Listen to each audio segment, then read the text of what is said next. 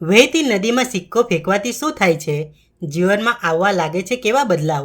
તમે ઘણીવાર જોયું હશે કે જ્યારે લોકો વહેતી નદી જુએ છે ત્યારે તેઓ પોતાના ખિસ્સામાંથી 1, 2, 5 કે 10 રૂપિયાનો સિક્કો કાઢીને તેમાં ફેંકી દે છે.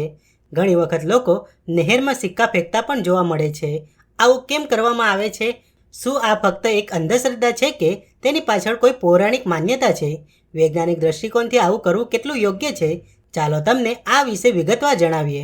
ધાર્મિક વિદ્વાનોના મતે વહેતી નદીમાં સિક્કો ફેંકવાની પરંપરા કોઈ અંધશ્રદ્ધા નથી, પરંતુ એક પૌરાણિક પરંપરા છે. આ પરંપરા પ્રાચીન કાળથી ચાલી આવે છે અને તે શ્રદ્ધા અને વિજ્ઞાન બંને સાથે સંબંધિત છે. માન્યતા અનુસાર નદીને માતાનું સ્વરૂપ માનવામાં આવે છે અને માતાના દર્શન કર્યા પછી તેમને ભેટ આપવી ખૂબ જ શુભ માનવામાં આવે છે. એવું કહેવાય છે કે આમ કરવાથી દેવી લક્ષ્મી પ્રસન્ન થાય છે અને ઘરમાં સુખ સમૃદ્ધિનો વરસાદ થવા લાગે છે.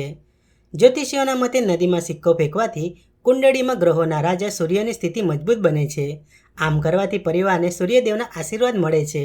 આ શરીરમાં ઉર્જાના પ્રવાહમાં મદદ કરે છે અને રોગો દૂર કરે છે. માનસિક તણાવથી પીડાતા લોકોને આનાથી ઘણી રાહત મળે છે. વૈજ્ઞાનિક દ્રષ્ટિકોણથી પણ પાણીમાં સિક્કો ફેંકવો યોગ્ય માનવામાં આવે છે.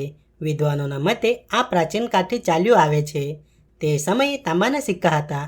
તાંબુ એક એવી ધાતુ છે જે પાણી માટે ખૂબ જ સારું છે અને તેમાં રહેલા ઝેરી બેક્ટેરિયા અને વાયરસનો નાશ કરે છે. આમ કરવાથી પાણી શુદ્ધ થાય છે. આ જ કારણ છે કે નદીમાં તાંબાના સિક્કા ફેંકવાની પરંપરા પ્રબળ છે.